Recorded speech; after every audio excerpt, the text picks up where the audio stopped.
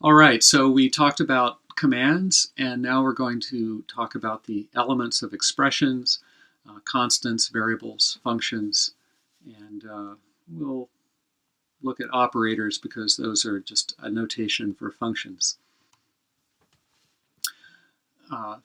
What's a constant?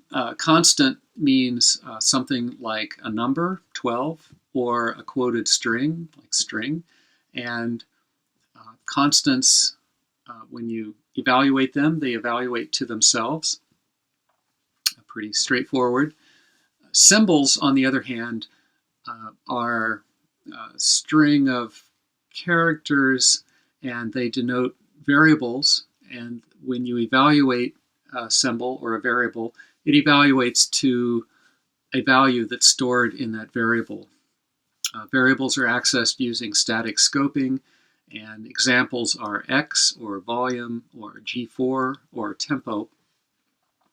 Symbols, unlike most languages, symbols in Lisp and SAL can contain the star character, the dash or minus sign character, the plus sign character, and a number of other characters you might not expect to find as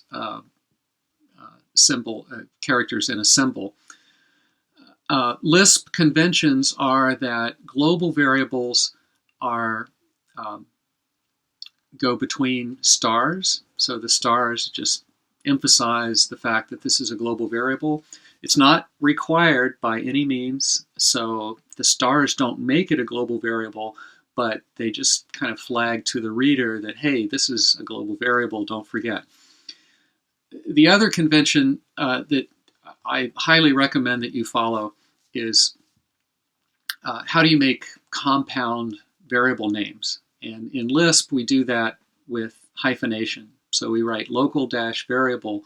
We do not write local uppercase V variable. We do not write local underscore variable. No, we write local dash variable. It's easier to type. It looks good. It's how Lisp programs are written and SAL programs are written. So follow the convention and your code will be easier to read and it'll look good. Variables are not case sensitive, so we do not typically ever use capital letters for variable names or function names. You might occasionally use all uppercase for something to mean that it's a constant, but these are not case sensitive variables. So if you type the same name with uppercase and lowercase, it is really the same name. Function. So if you want to call a function, don't forget that that is going to be part of an expression, and to evaluate an expression, you need to embed it into a set command or exec or print or some kind of command. Some functions have infix operators, as you might expect and hope. So the plus sign, multiplication sign, these all denote function calls to addition, multiplication, and so on. The tricky thing about this in SAL is that, remember, plus is a legitimate symbol character. So if I wrote a plus b with no spaces, that would be a single variable name with 3 characters, a plus b. To get the addition of a plus b, we need to put spaces around the plus to make it a separated individual symbol, meaning namely the plus operator. Okay, so always put spaces around operators. This includes plus, minus, multiplication, multiply, slash for division. Does not include parentheses, so here you see a parenthesized expression. There's no space between the parentheses and other parts of the expression, and that's fine.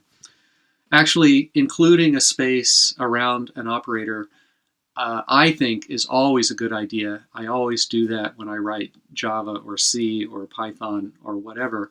I think it looks much better. It's much easier to read. So whether you're writing in SAL or some other language, put spaces around operators. There are also more conventional functions where you write the function name and an argument list, as in other programming languages. So here's some examples. AutoNorm off has no arguments. LFO, which is low frequency oscillator, has a frequency parameter of 5.9. The third example is just 2 arguments. You separate arguments with a comma, just like in probably whatever previous language you learned.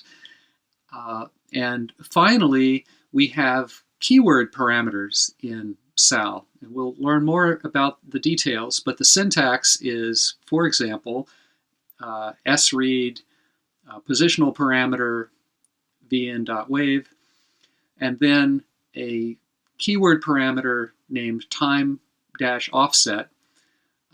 That's the keyword, and you follow that with a colon, and then an expression for that keyword parameter. And there can be multiple keyword parameters, so comma, duration, colon, and expression for duration. So those are what function calls look like. Not too many surprises there.